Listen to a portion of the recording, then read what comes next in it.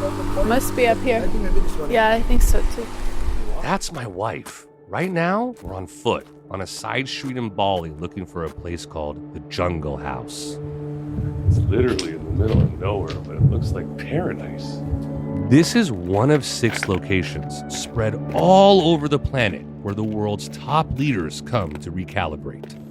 Oh, elevation bar. Okay, perfect. You see the sign. There's trees everywhere and a large gate right out of Jurassic Park. It feels like a secret, exclusive, and I'm not sure what to expect. This is insane.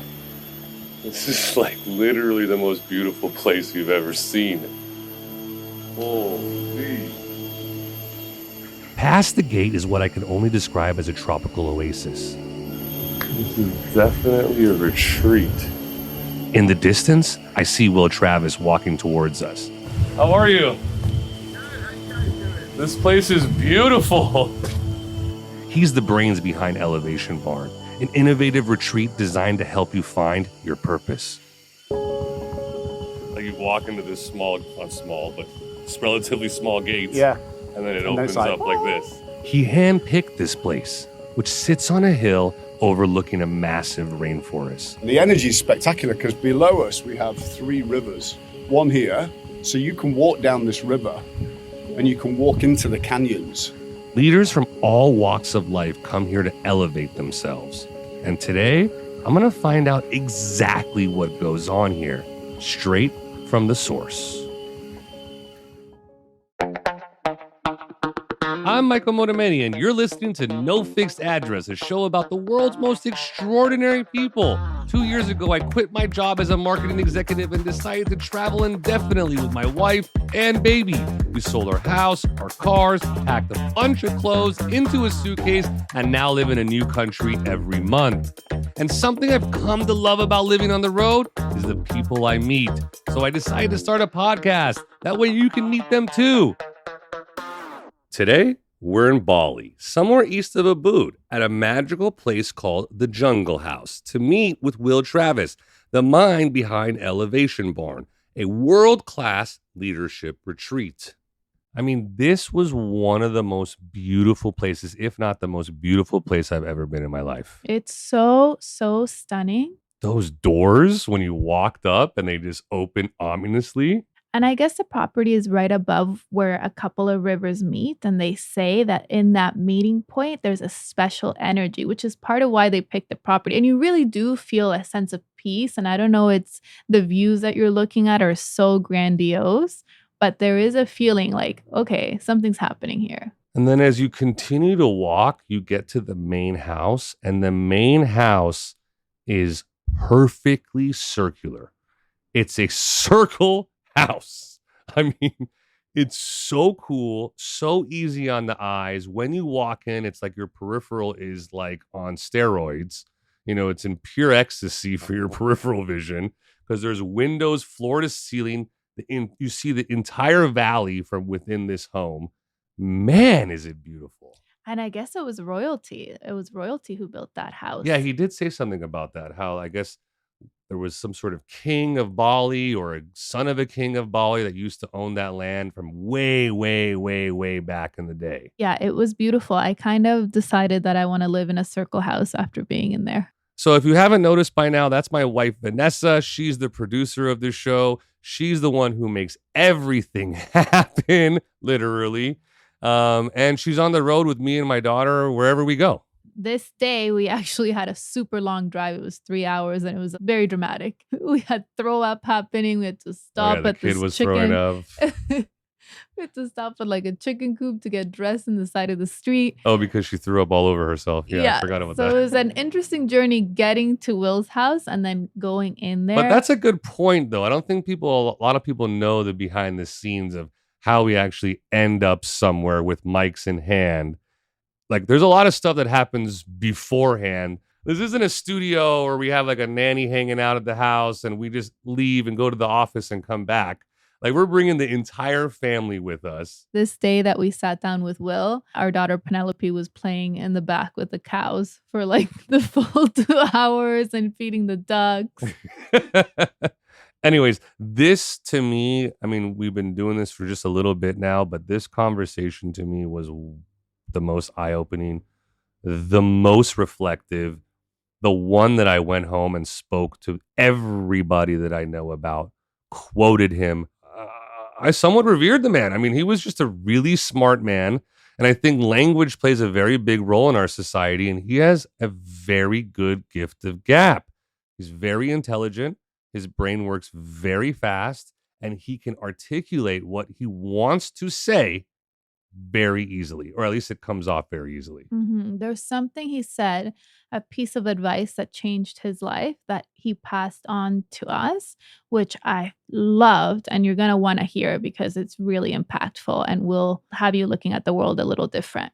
Having said that, Will started Elevation Barn in 2017 after walking away from an illustrious career in advertising. He's originally from England, but moved to New York in his 20s, where he worked his way up from intern to CEO of a growing brand agency. He experienced great success working with the world's biggest brands. We're talking Coca-Cola, Nike, Apple, Facebook, and built 2 major branding companies, which he then sold. And that's about when he decided to retire in Bali. There's really much more to this story, including a chapter where he spent time tracking lions in Africa. But as you might have guessed, he did not retire. He definitely reinvented himself, though, and now he's on a path to elevate our planet, one person at a time. Just so you know, this episode is sponsored by Guide Geek. If you're booking a trip, check out Guide Geek, a new way to plan travel. It's an AI chatbot built on OpenAI. But what's cool is that it's actually curated by human travel experts at Matador Network, the world's largest independent travel publisher. I often ask for advice on what neighborhoods to stay in when I'm booking accommodations, and that's been super helpful. Or you can get a little deeper and ask how Anthony Bourdain would enjoy a specific city. It's amazing. Head to guidegeek.com to try Guide Geek for free and start planning your next trip. That's guidegeek.com to start planning your next trip with your newest AI travel assistant. Well, Will, thank you again for having us here. Very welcome. It took a second to get here, but we made it. Welcome to Bali. Wow. This place, this home, this hotel, what is this? Where are we? This is Jungle House. This is one of our Elevation Barn properties, and it's outside the kingdom of Gianyar, which is in central Bali. It's a spectacular piece of land, which is very spiritual. And we've based ourselves here for helping leaders that are in transition just take space and reconnect to who they are. So it's very deep and rich in nature. We have a crashing waterfall below us and beautiful skies above, and then just a very connected environment for us and to be with the community, the real Bali. Okay, you said Elevation Barn. I've had a little bit of background on it, but I think it's really important to share exactly what that is. As a branding guy, I kind of find it a little clunky, but it kind of says what's on the tin.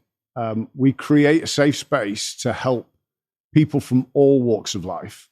We work with students up until scientists, to professors, to marine biologists, to business strategists. We help create a space for people to elevate their self-belief and perspective on what they're doing with their lives, but we do it in a barn-raising system.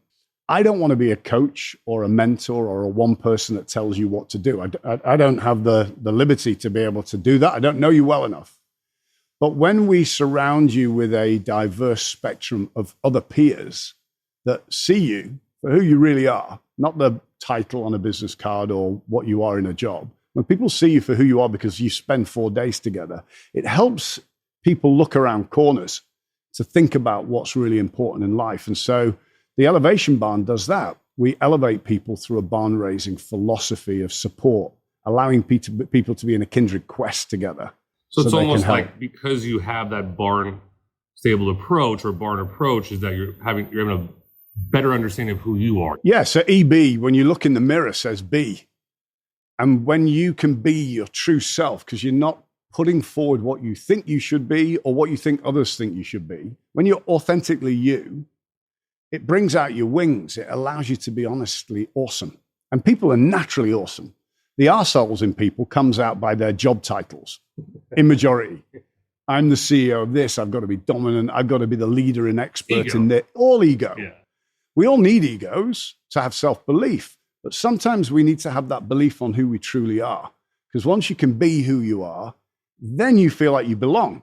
And I think a lot that has to do with guard, right? If you create a space Yeah. for individuals to truly put their guard down, Yeah. something magical must be happening. Yeah. Relief Yeah. is the first main thing.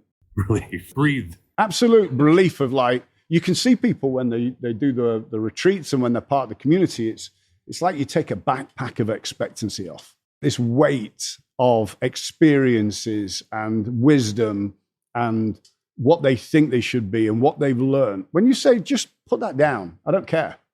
Yeah. I want to see who you are and enjoy this moment of just two good people being together. Suddenly people straighten. It's like, oh my God, I've got the weight of the world has just been taken off.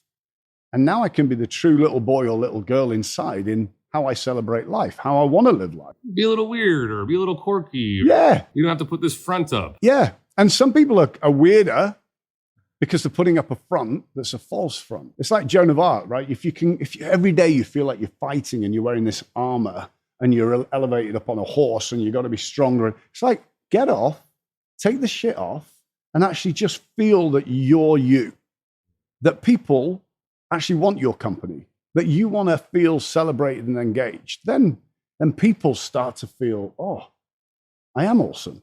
And there's so much, I think we're in a global confidence crisis. There is so much out there saying we're not good enough. Like, that's why I love what you're doing with your podcast. You're revealing the awesomeness in people so people can go, oh, I respect that. I love that. In fact, I'm awesome as well. And also, one of the goals behind this podcast, I'm so happy you kind of hit it on the head, is like, I'm trying to make people understand how similar we all are. You could be a merman, handcuffed, swimming across Dubai, an ex-branding guy living in this beautiful home, trying to help people. Right. We all have this similarity where I don't know, it's a little bit naive, but I feel like we're all good inside. And that's why I'm in Bali. Grew up in Manchester in England, moved to New York City, 24 years, crushing it in the creative agency world. Offices all around the world, international clients, the biggest on the planet. I came to Bali because it's a melting pot of people that come from all walks of life. And I meet people here and I have no idea who they are. I just know you're wearing a pair of beach shorts. I'm sitting there chatting. Our kids are at the same school. I'm not going, oh, he's got Gucci on, or he's got that kind of thing, or he's got this device. It's like people are down to earth. The number of people I've met who are authentic in themselves and absolutely fascinating. I've never been in a place like it in the world. Do you think that's a common, or do you think that it's Bali itself, or do you think it's just this thing that happened because there's been so many people looking for an escape? It's an element of both. One, you're on a volcanic island, so there's a lot of magnetism here. There's a lot of energy. The locals, the reason I came here, first of all, I'd finished a buyout. First of all, I went to track lion because I got scared in where I was in my career. Even though I was at the top of my field, I went tracking lion for 2 weeks. You were scared about where you are in your career, so you go and you track lion. That's not the most ordinary thing. No, I don't think I'm the most ordinary person, to be honest. But it's a great recalibration of what fear is. We often live a life that is based on fear of what we feel others put on us, or what we feel, how we feel we should show up. And I was at a point, thousands of employees, massive holding company that is powering mega business, feeling that I was constantly not good enough or pressured down, even as the CEO. Wow. And I'm like, why am I fearing people? Where, go and walk in the bush with lion, then it re-engages and recalibrates you. You know what? Some guy getting pissed off at you. What is that? Try and face 600 pounds of teeth and claws running at you. Now you know what shitting yourself means. I find myself I'm a big water guy. Yeah. I'll find myself swimming as far as I possibly can into that ocean. Right. To the point where I can't see land, and to the point where I am deathly terrified. Yeah. I don't know what's below me. I don't know what's around me. I'm fucking scared. Yeah. Right. And then I swim back. You know what I mean? Yeah. And it's this, that couple minutes is this feeling of feeling alive, man. Like no other feeling in the world. Like, this is it, buddy. You're done. That's how scared I get. I wouldn't do that. One. All I can think of is like fucking sharks and stuff following me. But because I have three things. One, go with the best team. So I would, if I'm doing that, I got a little boat piddling behind me. Or at least somebody else that's swimming alongside that they've got a 50-50 chance of being eaten before I have. Right? Knock my odds down. Second, have the right gear. And the right gear could be the right mental preparation. Mm-hmm. And so it could be that I've got the goggles that don't fog up, so now it's a triple nightmare. But with the Lion, I had a tracker and I had a guide. Yeah. I had a guide that knew what he was doing, knew the animals. I had a tracker that knew where we were going. In life, you need that. And the third is you need the commitment. Like if you were there going out and you're swimming and you're like, I'm going to have a heart attack out here. I know I'm not going to be able to do it. Don't do it. Yeah. Same with the tracking the Lion. I knew I wasn't going to run. I calculated coming here to Bali. I talked about the Lion. I came here to Bali to connect to what real community was. Why? Because the community here embraces the power of the island, the power of Hinduism, the power of internationalism that's coming in here with a delicacy. They dance with the energies of the place so that they can authentically show up as themselves. And I wanted more of that versus being in New York where I was just in a flow of pace based on fiscal strength and my title. And that was just exhausting. There's a point where your career turns from being a career ladder into a career downward coming escalator. Mm-hmm. And every day you get up to walk and climb the ladder, which is coming down to stay in the same place. And so many people do that. They're exhausted. The key is to be able to stop the escalator and go, hold on a minute, what am I doing this for? And am I on the right ladder? Like for me as a brand builder, I was working on probably 7 of the 10 biggest brands in the world when I decided I need to change this. It's not serving me. All I did was move sideways onto I'm going to just elevate brands in people because people are awesome. I don't have, obviously, the experience that you have of being a CMO. The first question I always ask, why do we deserve to exist, right? As a brand. Yeah. We have to be able to answer that. 100%. And the same thing goes for humans. Yeah. Right? Why are we here? Yeah. What are we doing? And then that goes into my next thing is like, what is your definition of success? Joy. Joy. Just pure joy. Yeah. Just enjoying where you're at. But with the reality knowing that every day we're designed to oscillate. And many people don't realize that. You are designed to have highs and lows constantly. It's like a motorbike engine. Pistons go side to side to stay up. We need that. The challenge is the higher the euphoric moment, the joy, the higher the depression and the challenge you'll have. Like even Disney, when they have animators design, they don't let the animators design if they're on a super high or a super low, psychologically. Really? Because their style will change. We make decisions usually in a high or a low, which isn't reality. Wow. So that's where things fuck up. Yes, I'm going to go run that marathon. Well, hold on a minute. It's tomorrow. Oh, the world is ending. Yeah. Everyone hates me. I have no friends. Well, hold on a minute. Just have you thought about how many friends love you? And when you calm it down to the point of common ground, that area of calm, it brings the joy. Because then you're like, oh, you know what? I am lucky to be alive. I do have that place on that shelf. I read something you said, which you just sparked it for me. And it was something like, as a society, we're made to feel like we're not enough. Yeah. The enoughness plague is a humanitarian crisis. I think it is. And I've been part of that. That's why I'm doing what I do. I have spent billions of dollars of company money perfecting their images and their voices so you don't feel good enough unless you buy their product or their service or rely on what they've got. We have the best brains in the world, the storytellers, because everything's about story, religion, war, currency, whatever it is, whatever you believe.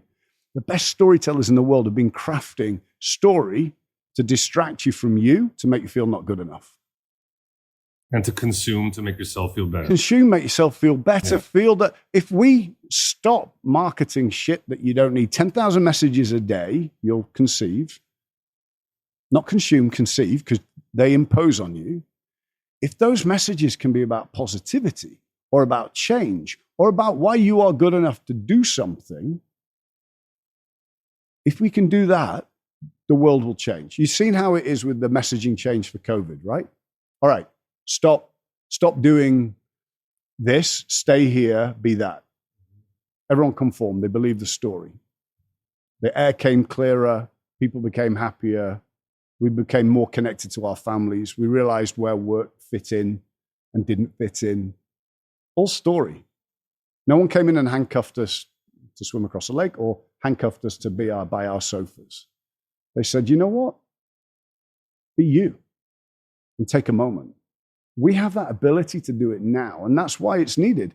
The reason I started with the barn was, if I can help one individual elevate their clarity of purpose and they feel grounded in who they are, they will influence hundreds of thousands of others of how their energy goes out there. That's big. Right. And I'm trying to avoid things like balance. Balance is exhausting. You try standing on one leg for an hour. But if you can be in harmony, realize the nature you're in, realize the people you're with, realize who you are. Can sound a bit woo-woo, but that's what we're built to be. But I think the more I hear you speak, and I'm a big believer of this as well, the importance of words is either can be catastrophic or monumental. Yeah. Using the right words to describe your feelings. It's like with our 2-year-old. Yeah. How are you feeling? Yeah. What's going on? Sure. I think it's a critical point in how you say and what you talk about, which determines people's trajectory. I left England, love that country, and go back all the time to top up on the culture. But I left because people constantly told me I was stupid. I wasn't good enough. I shouldn't succeed. I was stopped at every opportunity of succeeding because of my own disbelief. And then I went to America where everyone was like, oh my God, I love how you speak. You sound so intelligent. I'm like, no one has ever used that word with my name before. And why are you wearing those Speedos? And so the environment made a huge difference. Right. Yeah. Oh, I believe in what you're saying. Oh, I believe in how you're thinking. I'm in with you. Yeah. Whereas in the UK, I'd positioned myself. I'd created my own belief in the environment I was in that I wasn't good enough. So I never was good enough. And if you don't feel those wins, it's difficult to win. Right. I'm always looking for the little ones. Yeah. That boosts my self-esteem. That makes me feel great. Yeah, if you're in the wrong pond and the pond is stagnant, like I ask the teams when they're doing the barn, who's sitting around your table? Who's helping you decide where you go and what you're doing in life? You have to have a group of people. You always have to have a collective, a tribe. If there is someone at that table that is constantly going, oh, you shouldn't do that. Yeah. Dude, you have no experience in that. Why you do? Ask them to get up. There's the door. And leave. Why? Because you've now opened up a seat for somebody else that will come in and pick you up. Even in boards, I would sit around a board meeting and, well, you're the specialist in this. Your time to talk. Well, why are you talking? This is that other person's zone and they're the expert in that. Don't do that. You're not good enough at that. Well, I have a perspective. I'm a human being. It's so tough. Yeah. It's being very in an limiting. environment. Yeah, it's so limiting. To limit ourselves, I think, is a crime. It's We like, talk how do we about it help? all the time too, about how somebody with no experience Yeah. and with no idea about the field that you're in sometimes has really good ideas because Always. they're looking at it Different from an outside perspective. Always. Yeah. This reminded me of this Jim Carrey quote. What you were saying is like, I think he said, I wrote it down. I think everybody should get rich and famous and do everything they ever dreamed of so they can see that it's not the answer. Yeah. I read the same quote. In essence, money doesn't buy happiness. Yeah. But you've also got an extreme, a guy really on the spectrum artist. I know he's looking at the house next door to me at the moment. Mad creative. Yeah. Who has reached the highest pinnacle of how people think of him. He's an absolute perfect example of an archetype, the Joker. I think people should have their successes and joys, but not at taking the advantage of other people. You can't, if you're feeling that you're screwing people or shafting people or doing stuff to them that is for your own advantage, you'll usually find that it's doing the same to you. Yeah. It's breaking you down. And I only know that because I screwed up my career doing that. Mine was all about success, becoming a millionaire by the time I was 30. I was focused on it. I fucked up my marriage. I screwed up my business. I lost my health. I had to fall heavily to go, all right, I got to recalibrate here. I say that you should have the 6 legs on your stool in life, which means that you should have your mental health, your physical health, your spiritual health, your career, your relationships, your relationship to home, where it is, all balanced. If you don't have those 6 balanced, if one of those gets ignored, it will be the squeaky wheel on your life trolley, and it will derail you.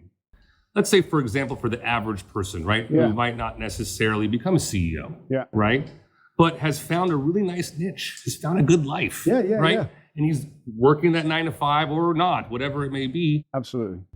You know, how much should he hold back that hunger to become that CEO when, the chances are he might never become that CEO, and he's just now, to your point, risked his family, risked his wife, risked his health. Yeah. Right? It's the first exercise we do at the retreat is identifying your personality. If you're a triangle and you're all about dynamically leading and crushing it and doing your things, that's kind of who you are. If you're a squiggle and you're about creativity and form, or if you're a circle and you're a people person, or even if you're a square and you're about structure, if you know who you are, you know what's authentic. I feel I'm not a great lead for an operational team. I'm like a Viking. Don't put me in the kitchen. It just gets ugly. Probably got all my team nodding with that phrase, right? I'm good at being the inspiration, the squiggle, the creative, of coming up with ideas every day and thoughts and ways that we can go. I need those other 3 shapes in my life.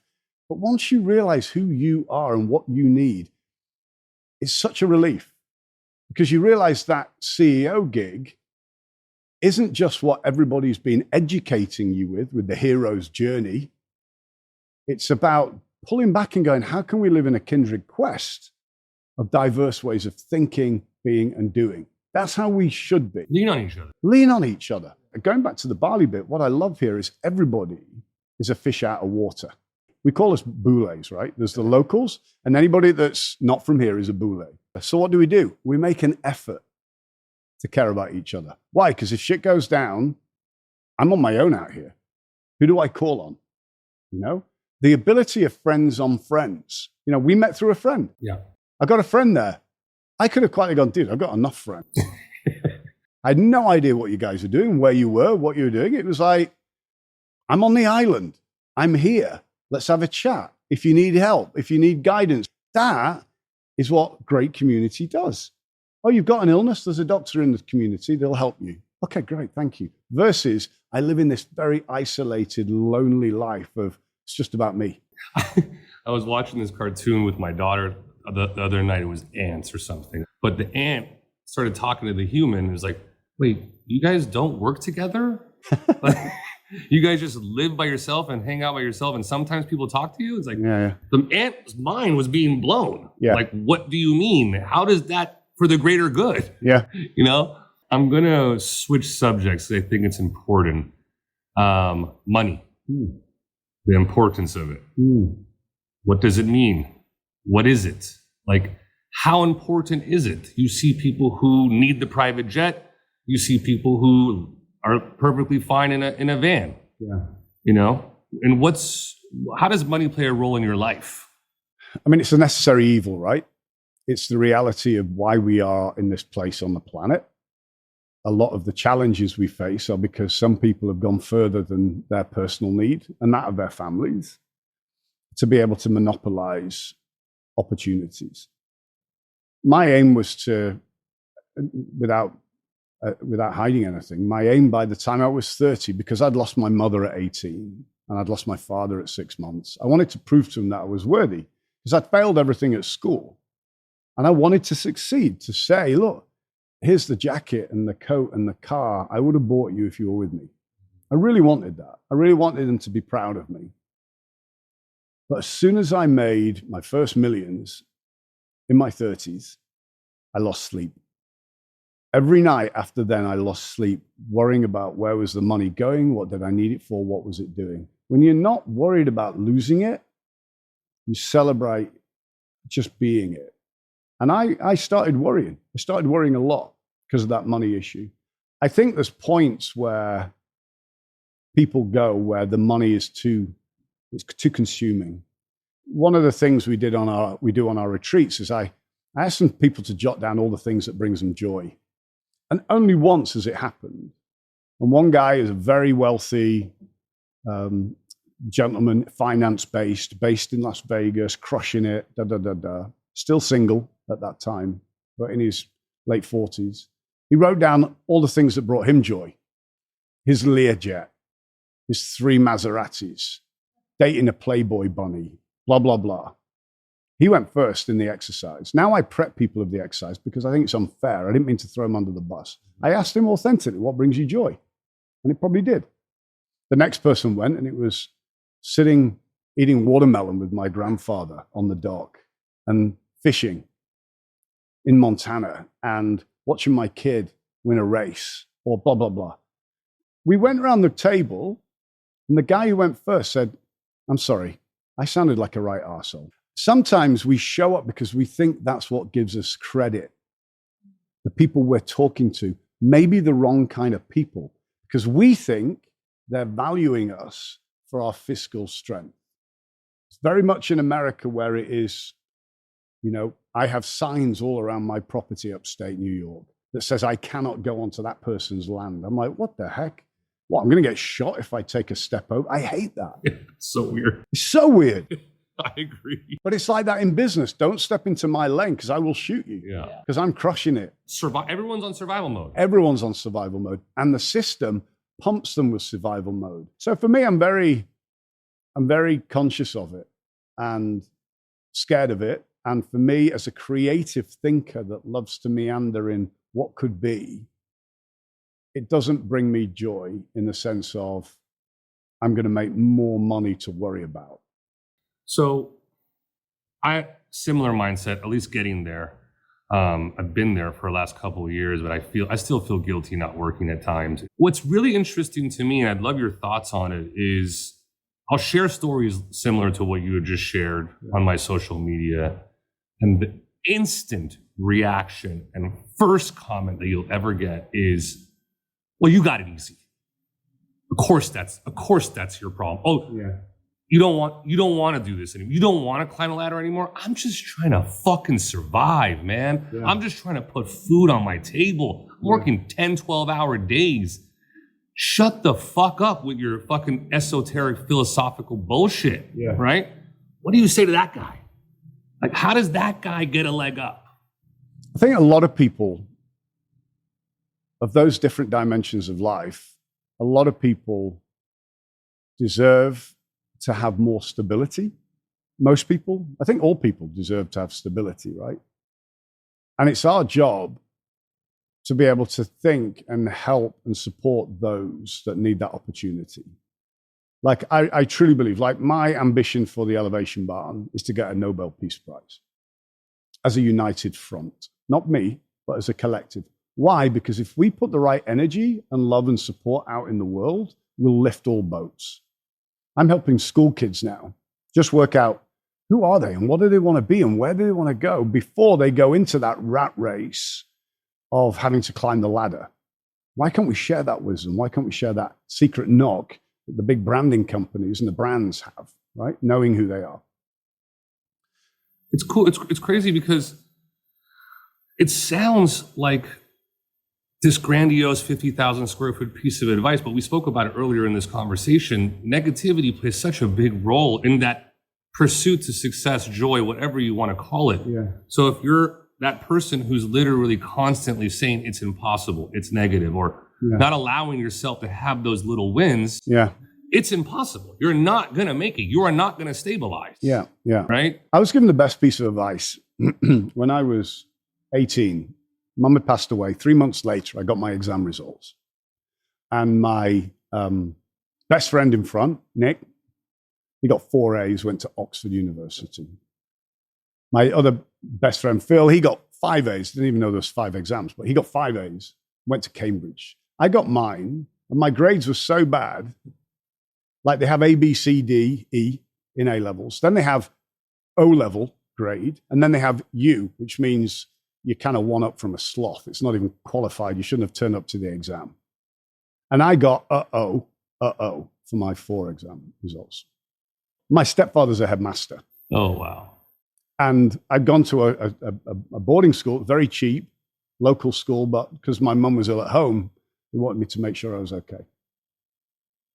I sat in the car with my stepfather and he said, "How did you do?" I said, "To be honest, I've really let you down." He said, "Why?" I said, "I failed everything." Like I knew in the exam, my creative brain, you doing geography, right? Awesome. I did geography and I made up places.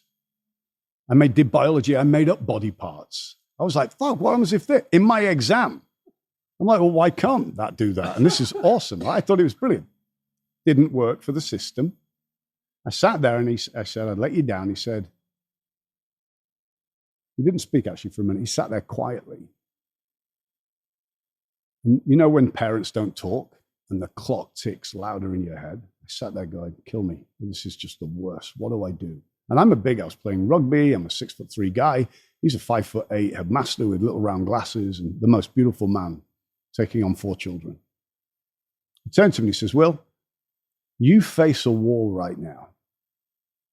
And all we need to do is work out how we find a way over it, around it, or under it."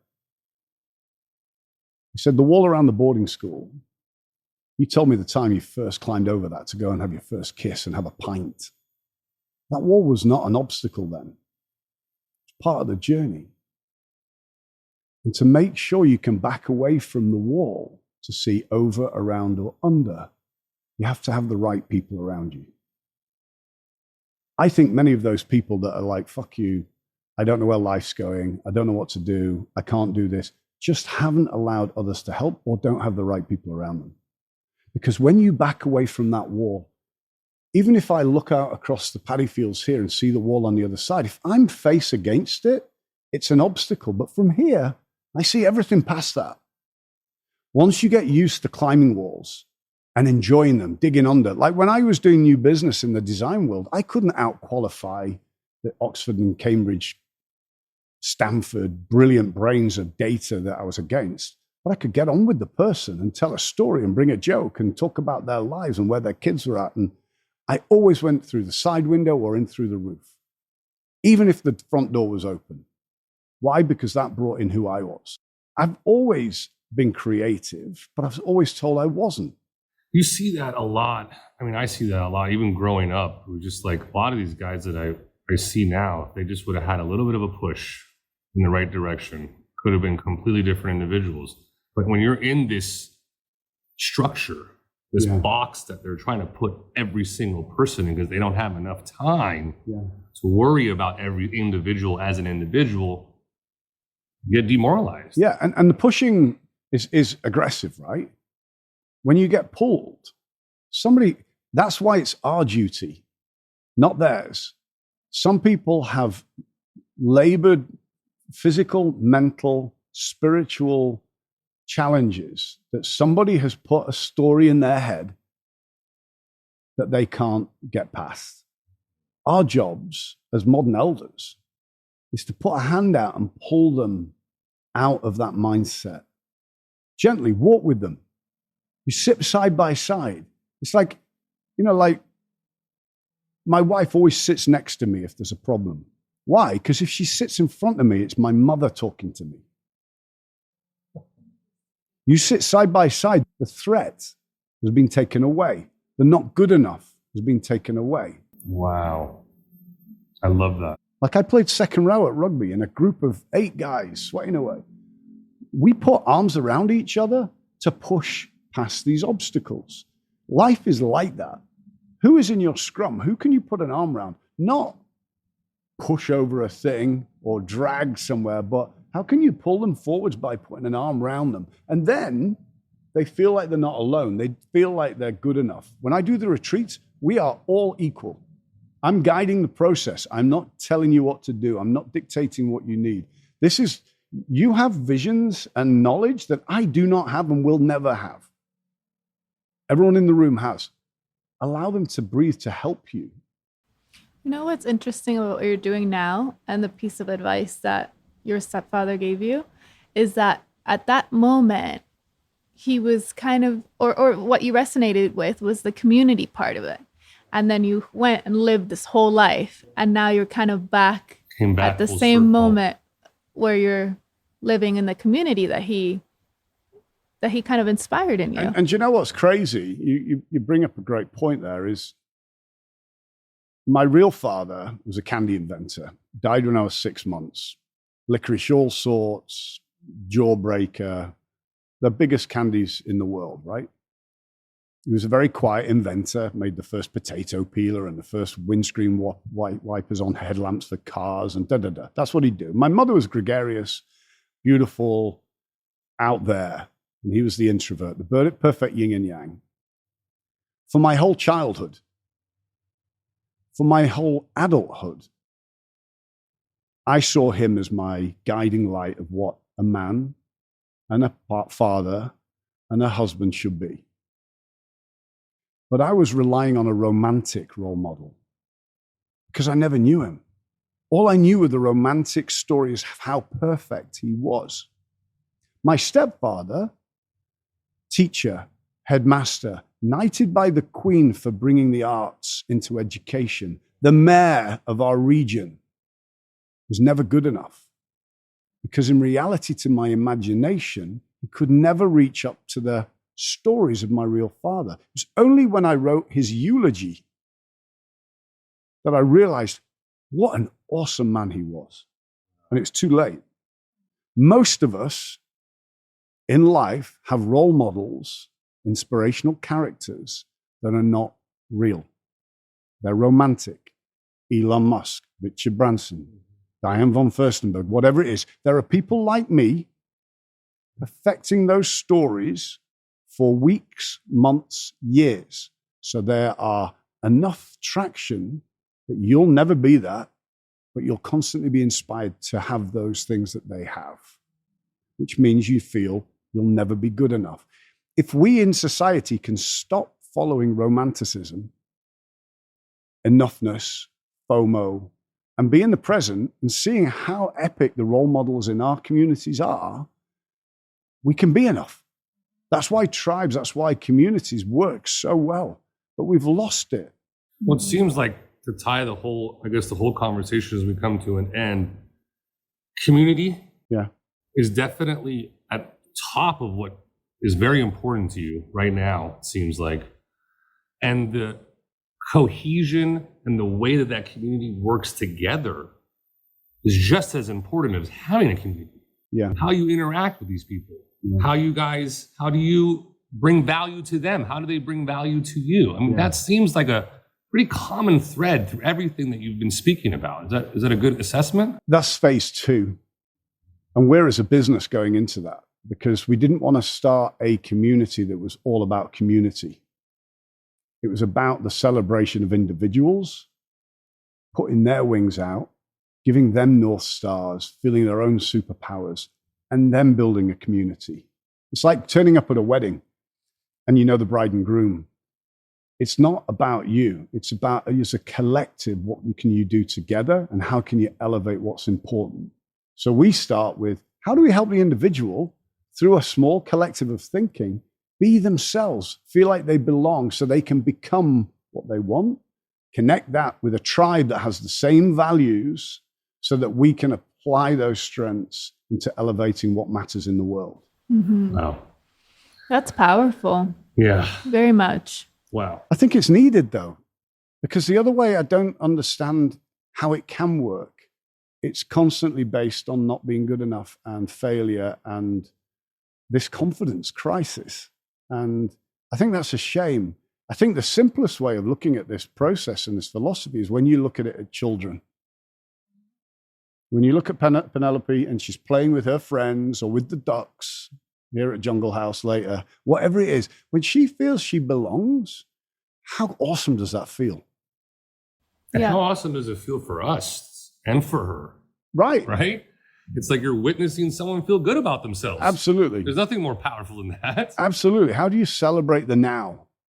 Not what's the past, because we will spend 70% of our time worrying about the past, what somebody said, what we've done, or 70% of our time as much worrying about the future.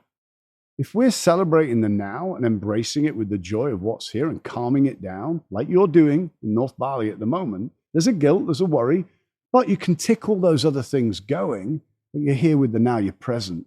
That's the best gift anyone can have, and that brings joy. I love that. Listen, man, this has been a great conversation. At the end of every conversation, we like to go through a small speed round. I'm going to ask you 4 questions. You're just going to answer whatever first thing comes to your mind. All right. Okay? Yeah. If you could live anywhere in the world, where would it be?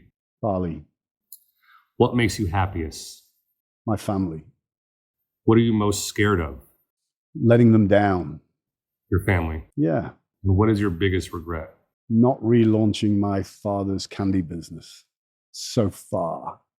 I'm first customer number 1, man. It'll be healthy though. Okay. From Bali. Yeah. Good questions. Oh my God. Was the introduction an understatement of what this conversation was going to be like? It got deep. It got really deep, like so many nuggets, so many things you just want to put into your pocket and keep for a rainy day. You know, one of the things that really I thought about after that conversation was, hey, be prepared. Understand that there are ups, there are downs. Find your harmony, right? This idea that, you know, balance is difficult. Everyone talks about balance. Everybody talks about balance. And he says harmony. Yeah, I like that. I also like the idea of place and how he positioned it to be so important in your life. So he was in England, wasn't really driving. He went to New York. That shifted his energy. And now he's in Bali. And that has propelled him to a new place. That's a really good point, right? It's this idea that the fastest way to switch up your energy is change your environment. Look for what suits you. What is your vibe? What's your culture? You know, what do you like? What brings out the best in you? And you see so many expats in Bali that have just found peace and have escaped this kind of pure capitalistic consumer land and are living at a much cheaper cost of living, right? Probably making a lot less money, but are still eating great food, are probably feeling a lot better energy for them.